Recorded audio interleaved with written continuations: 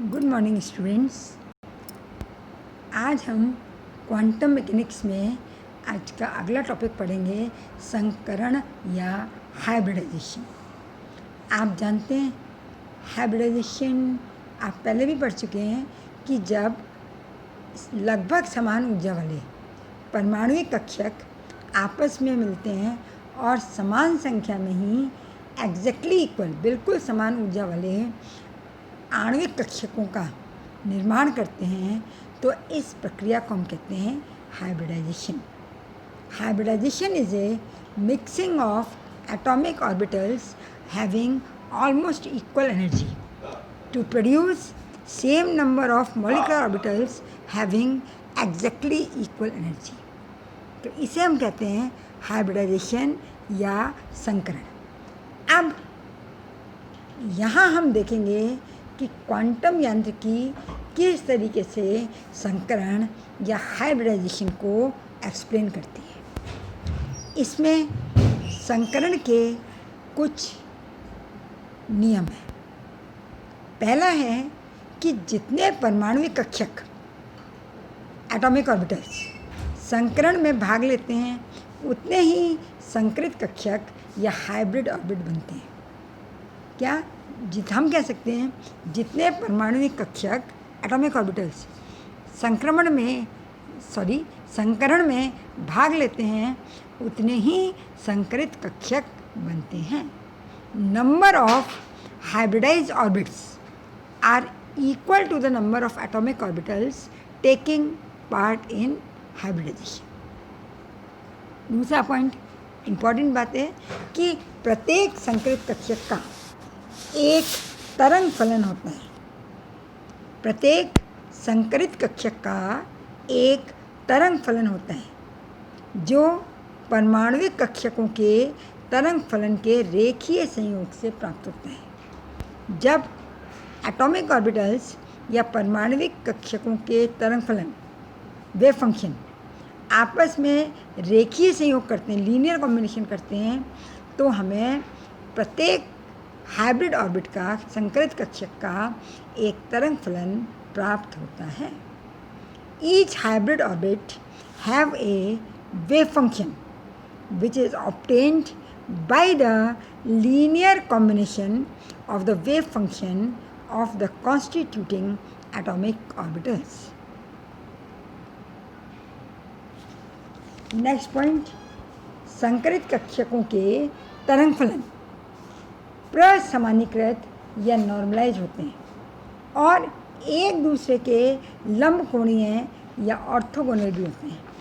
मतलब यदि हाइब्रिडाइजेशन के बाद कई सारे हाइब्रिड ऑर्बिट बने, तो हर हाइब्रिड ऑर्बिट का संकरित कक्षक का तरंग फलन वेव फंक्शन नॉर्मलाइज होगा और दो हाइब्रिड ऑर्बिट्स के वेव फंक्शन एक दूसरे के लंबकोणीय या ऑर्थोगोनल भी होंगे। The wave functions of hybrid orbits are normalised and orthogonal to each other.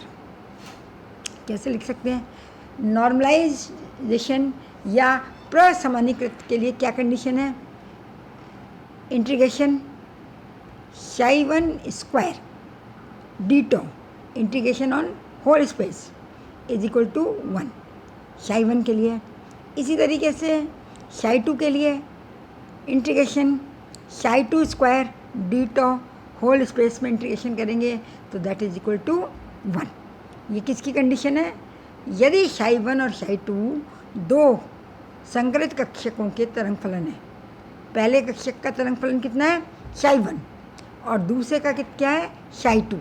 तो दोनों ही प्रसमानीकृत होने की शर्त को या नॉर्मलाइज होने की कंडीशन को पूरा करेंगे। इसी तरीके से ये psi1 और psi2 एक दूसरे के लंबकोणीय या ऑर्थोगोनल होंगे। आप पढ़ चुके हैं, आपको पता है ऑर्थोगोनल होने के लिए क्या कंडीशन है? Integration psi1 psi2 is equal to 0। ये कंडीशन है। यदि ये कंडीशन होती है तो हम कहते हैं psi1 और psi2 एक दूसरे के लंबकोणीय हैं। ये psi1 and psi2 are orthogonal to each other. तो ये कंडीशन है हाइब्रिड ऑर्बिट या संकृत कक्षक के बनने की। अब हम जानते हैं, हम पहले पढ़ चुके हैं कि एस कक्षक, एस ऑर्बिट पूरी तरीके से सममित होते हैं। तो ये सभी संकृत कक्षकों को बनाने में समान योगदान देगा। अगर दो हाइब्रिड कक्षक बन रहे हैं तो उन दोनों को बनाने में एस कक्षक का योगदान बराबर बराबर होगा। यदि 3 बन रहे हैं तो तीनों में बराबर होगा। यानी जितने भी हाइब्रिड संकृत कक्षक बनेंगे, हाइब्रिड ऑर्बिट बनेंगे, उन सब में एस कक्षक का कंट्रीब्यूशन या योगदान बराबर होगा या समान होगा। S orbital is totally symmetrical, hence it contribute equally for all hybridized orbits। ये हम देख चुके हैं। अब हम बात करते हैं सबसे पहले सिंपल हाइब्रिडाइजेशन, sp संकरण या sp हाइब्रिडाइजेशन। कैसे बनता है? जब एक s और एक p कक्षक आपस में ओवरलैपिंग करते हैं तो हाइब्रिडाइजेशन के बाद, संकरण के पश्चात 2 sp कक्षकों का निर्माण होता है। संकरण से पहले कितने कक्षक थे? 2, एक s और एक p। और संकरण के बाद भी कितने कक्षक बनेंगे? 2 s और दोनों कक्षक कौन से होंगे? sp। अब हमने माना कि इन दोनों sp कक्षकों की तरंग फलन psi1 और psi2 है। दोनों की तरंग फलन psi1 और psi2 है। तो हम इनको किस तरीके से लिख सकते हैं? देखिए आप, psi1 is equal to a1 phi s plus b1 phi px और psi2 बराबर a2 phi s plus b2 phi px। यहाँ psi1 और psi2 दो अलग अलग कक्षक हैं, आणविक कक्षक हैं, मॉलिक्यूलर ऑर्बिटल हैं, जो s और p ऑर्बिटल के कक्षक के मिलने से बने। अब psi1 कैसे बना है? psi1 उस आणविक कक्षक का तरंग फलन है जिसको बनाने में phi s का कंट्रीब्यूशन a1 है और phi px का कंट्रीब्यूशन b1 है। यानी a1 और b1 कोफिशिएंट है। a1 किसके लिए? s ऑर्बिटल के लिए, और b1 कोफिशिएंट है किसके लिए?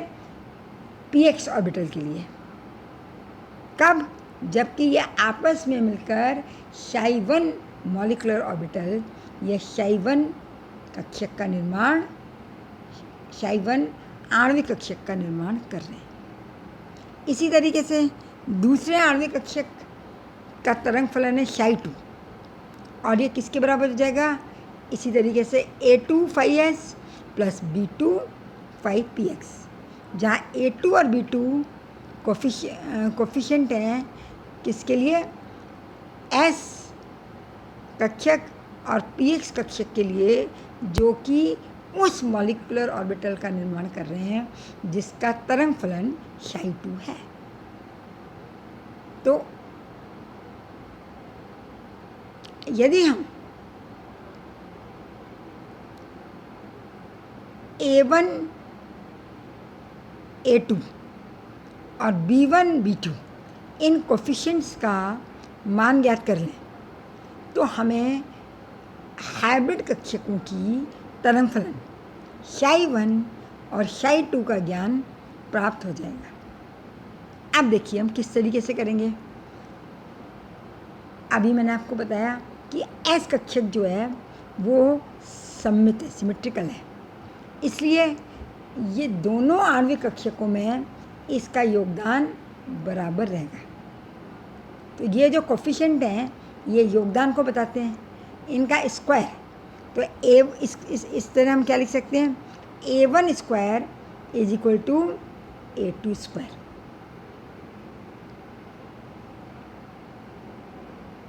A1 स्क्वायर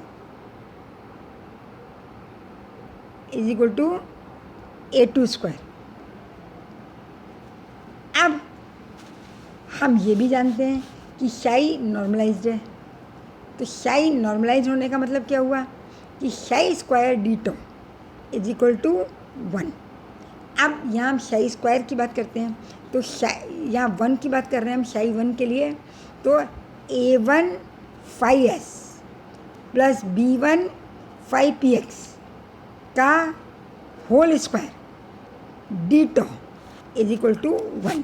ये हमारी समीकरण नंबर 4 है। शाई स्क्वायर, शाई की जगह हमने समीकरण नंबर 1 से शाई का मान रख दिया, A1 5S plus B1 5PX, इसका square D tau is equal to 1। अब यदि हम इसको खोलेंगे, हम ये जानते हैं कि शाई 1 और शाई 2 ये लंबकोणीय भी हैं। तो अगर शाई 1 और शाई 2 लंबकोणीय हैं तो उसको हम कैसे बता सकते हैं, उसको हम बता सकते हैं शाई 1 into psi 2 D tau is equal to 0। अब हम इक्वेशन 4 की बात करते हैं।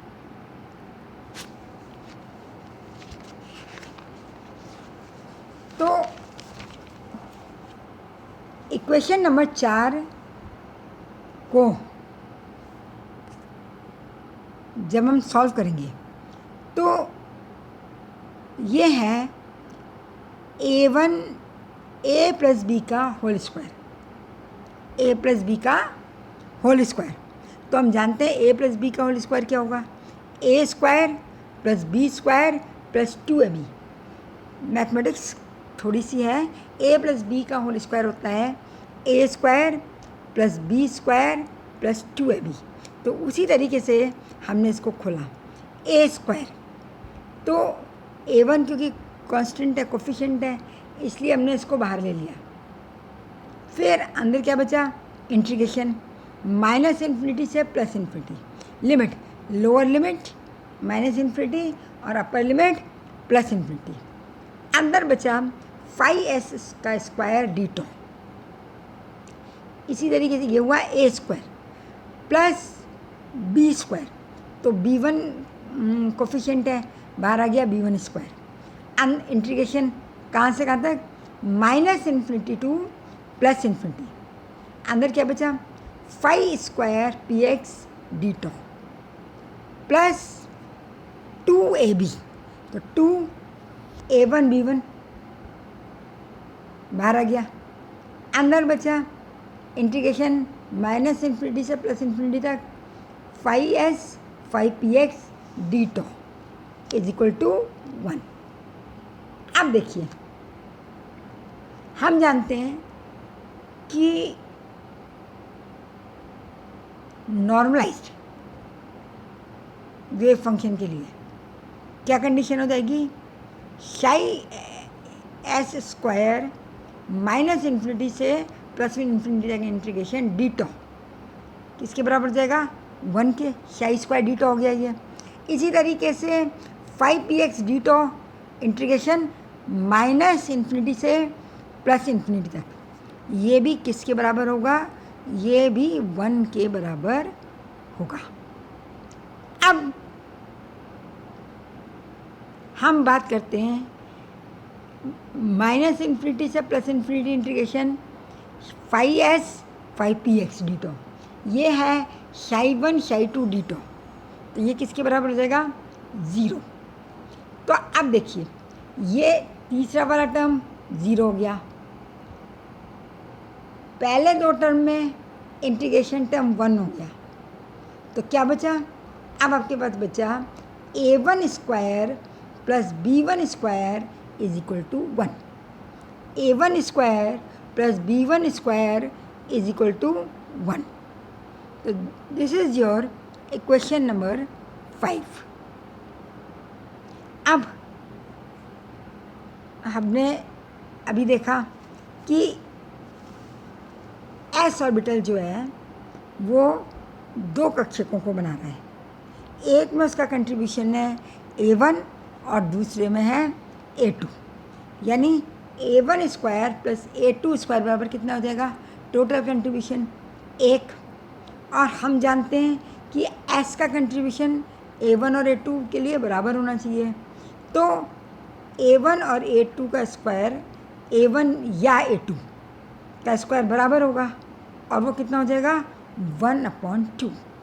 1/2 कंट्रीब्यूशन रहेगा A1 में और 1/2 कंट्रीब्यूशन रहेगा A2 में. अब ये स्क्वायर है, A1 A2 चाहिए तो A1 is equal to A2 is equal to 1/√2. इस तरीके से हमने A1 और A2 कोफिशिएंट्स के मान निकाल लिए. कितने आए? 1/√2. अब हम बात करते हैं इक्वेशन नंबर 5 की. A1 स्क्वायर यानी 1/√2 का स्क्वायर कितना हो गया? 1/2 plus B1 square is equal to 1. समीकरण 5 से A1 स्क्वायर क्या हो जाएगा? 1/√2 का स्क्वायर यानी 1/2 plus B1 square is equal to 1. अब B1 स्क्वायर आ जाएगा 1/2 और B का मान भी आपके पास आ जाएगा इस तरीके. B1 का मान भी आ जाएगा आपके पास 1/√2. अब आपने देखा A1 बराबर 1/√2, A2 बराबर 1/√2 और B1 भी आपके पास आ गया 1/√2. अब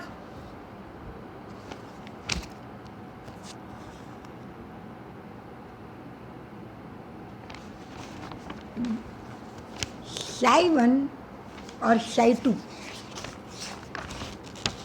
एक दूसरे के ऑर्थोगोनल या लंबकोणीय हैं. तो हमने क्या लिखा था?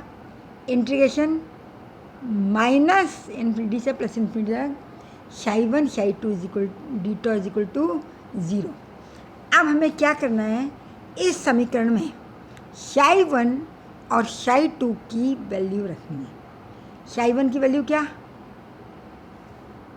हमने देखा था Psi1 की वैल्यू क्या थी? आप देखिए A1 phi s plus B1 phi px.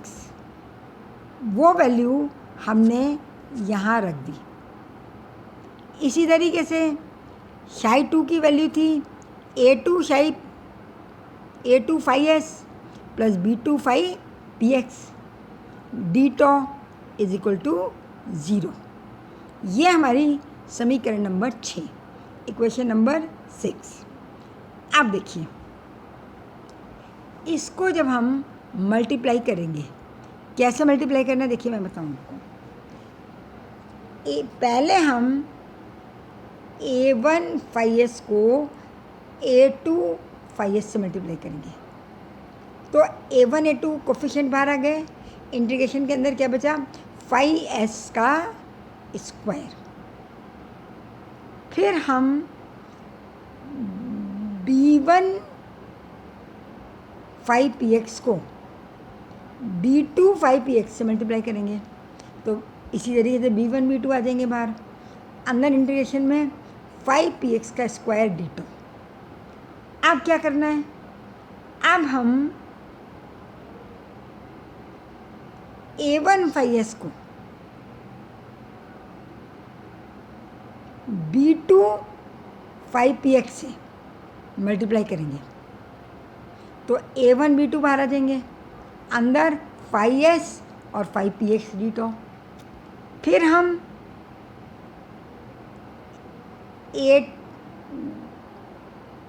A2 phi s को B1 phi px से मल्टीप्लाई करेंगे. तो A2 B1 बाहर आ जाएंगे.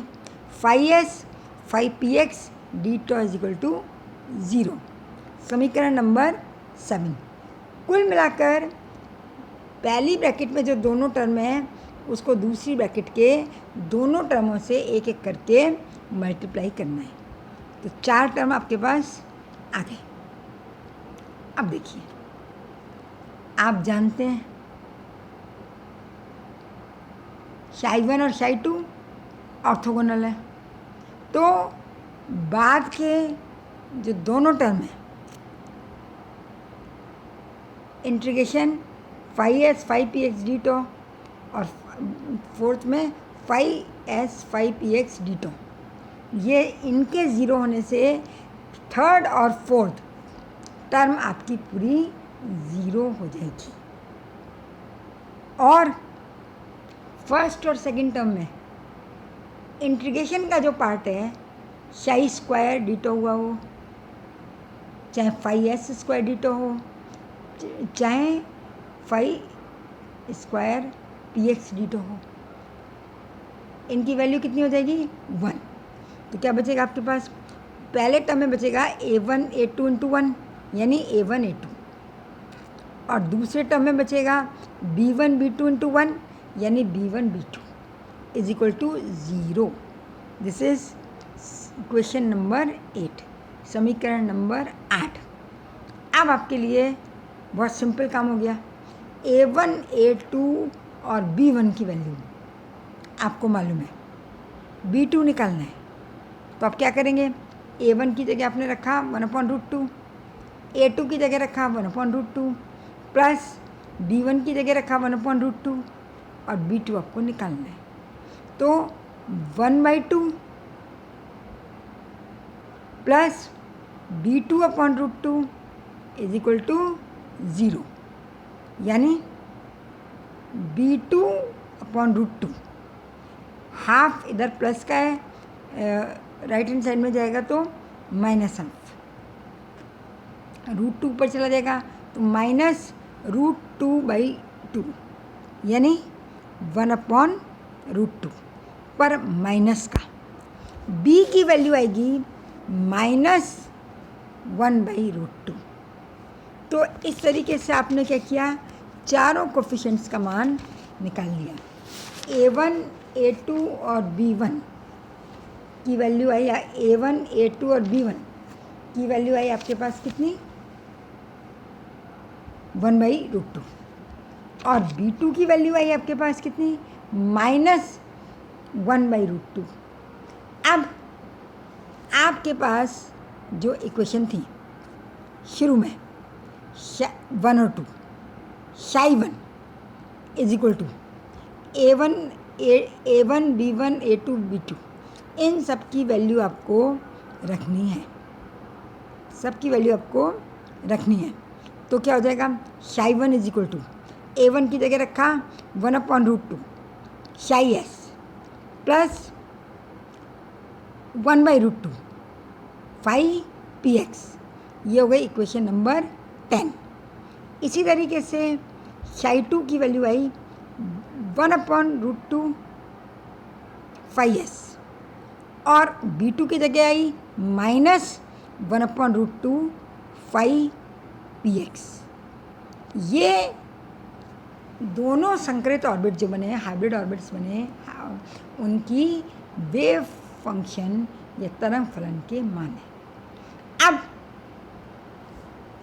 इससे आपको क्या जानकारी मिलती है, क्या कंक्लूज़न आप ड्रॉ कर सकते हैं। पहला कंक्लूज़न ये है कि एस जो है कक्षक वो टोटली सिमेट्रिकल है और ये दोनों ही हाइब्रिड ऑर्बिटल्स को बनाने में बराबर योगदान देता है। It contributes equally for making both the hybridised orbits.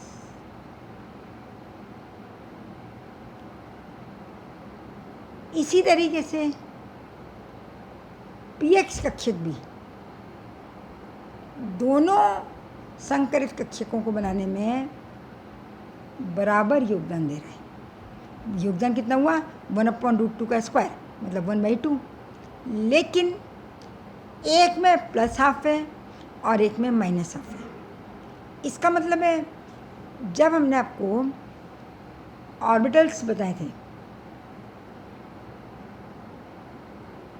तो मैंने बताया था कि दो लोब होते हैं जिनमें एक का साइन प्लस होता है और एक का माइनस होता है। तो यहाँ ये प्लस और माइनस यही सिग्निफाई कर रहा है कि एक कक्षक बनने के लिए ओवरलैपिंग पॉजिटिव लोब से और दूसरे के लिए नेगेटिव। या हम इसको इस तरीके भी किससे भी समझ सकते हैं कि पहले हाइब्रिडाइज कक्षक के निर्माण में एस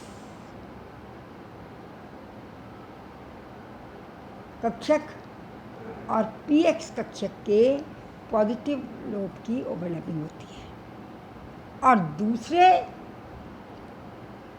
संकृत कक्षक या हाइब्रिडाइज ऑर्बिट के निर्माण में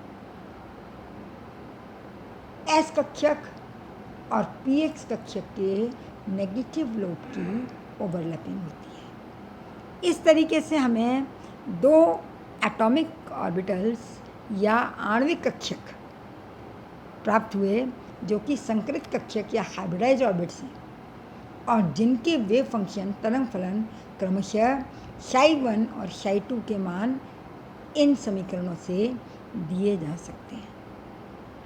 अब हम बात करते हैं एस और पी कक्षक में जब आपस में ओवरलैप करके संकृत कक्षक बनाते हैं तो उनके बीच में कोण क्या होगा, एंगल कितना होगा, angle between S and P.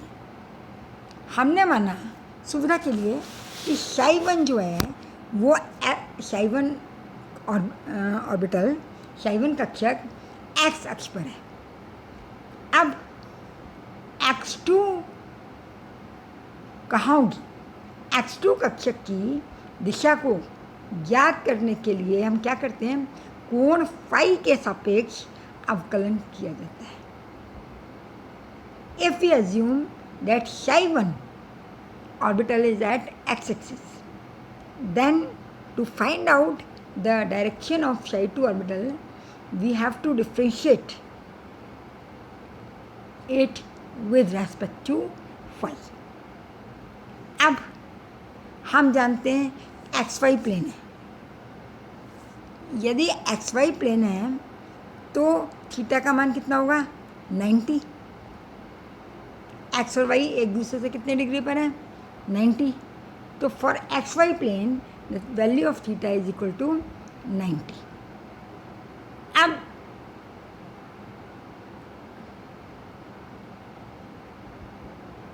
यदि हम ψ2 की बात करते हैं तो ψ2 क्या है, 1/√2 फाई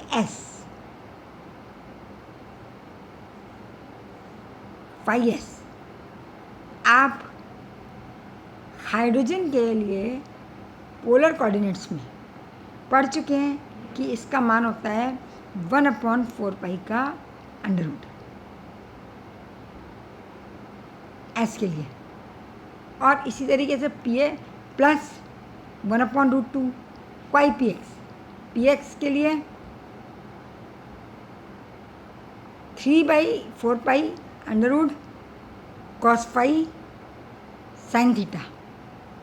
अब यहाँ पे साइन थीटा बराबर 90, तो sine theta is equal to 1, इसलिए केवल कौन सी टर्म आएगी, cos phi. This is equation number 12, ये समीकरण नंबर 12, ठीक है ना।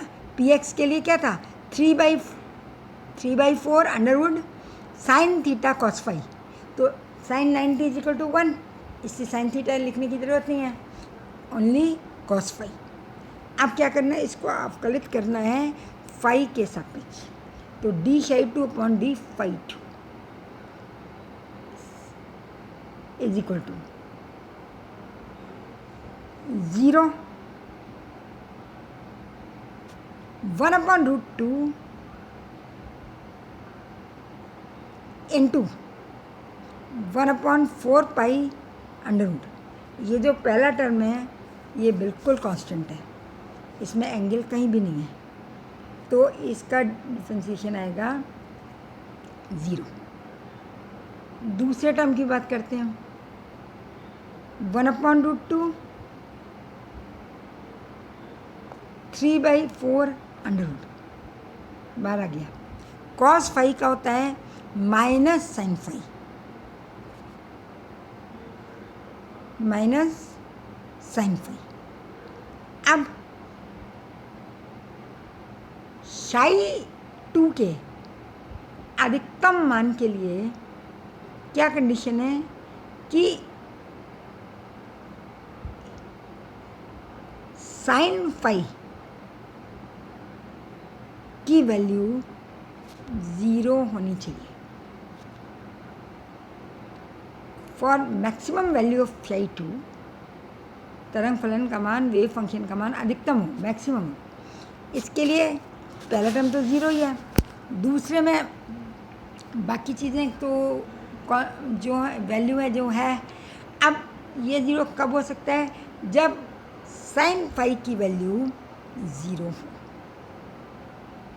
तो साइन फाई की वैल्यू 0 कब होगी? जब साइन फाई n पाई के बराबर हो। ये तो n पाई, अगर n की वैल्यू 0 है तो 0, पाई है तो 180। इसलिए हम कह सकते हैं कि s और p के बीच में कोण या तो 0 होना चाहिए और या 180 होना चाहिए, क्योंकि यही दो संभावनाएं या यही दो पॉसिबिलिटी हैं। अब हम जानते हैं कि 0 डिग्री कोण पर प्रतिकर्षण या रिपल्शन अधिकतम होगा। अगर s और p के बीच में 0 डिग्री एंगल है तो ये कब हो सकता है? जब ये दोनों अपोजिट डायरेक्शन में जाना चाहिए, यानी इनके बीच में रिपल्शन अधिकतम होगा, प्रतिकर्षण अधिकतम होगा। और यदि प्रतिकर्षण अधिकतम होगा, रिपल्शन होगा, तो ये आपस में ओवरलैप नहीं कर पाएंगे और हाइब्रिड ऑर्बिट का निर्माण नहीं हो पाएगा। तो इसका मतलब हुआ the phi can not be 0, phi का मान 0 नहीं हो सकता। तो फिर हमारे पास दूसरी संभावना क्या बचती है कि phi is equal to 180, phi का मान 180 होना चाहिए। अतः हम कह सकते हैं कि जब ओवरलैपिंग होगी तो s और p कक्षकों के बीच कोण 180 डिग्री होगा। The angle between s and p in hybridized orbit is 180 degree. तो इस तरीके से हमने देखा कि s-p हाइब्रिडाइजेशन किस प्रकार होता है, ये कक्षक किस प्रकार मॉलिक्यूलर ऑर्बिटल बनाने में अपना योगदान देते हैं और इनके बीच में एंगल किस प्रकार होता है। तो ये था हमारा s-p hybridisation. This is about s-p hybridisation. Next class में हम लोग पढ़ेंगे sp2 हाइब्रिडाइजेशन। Thank you.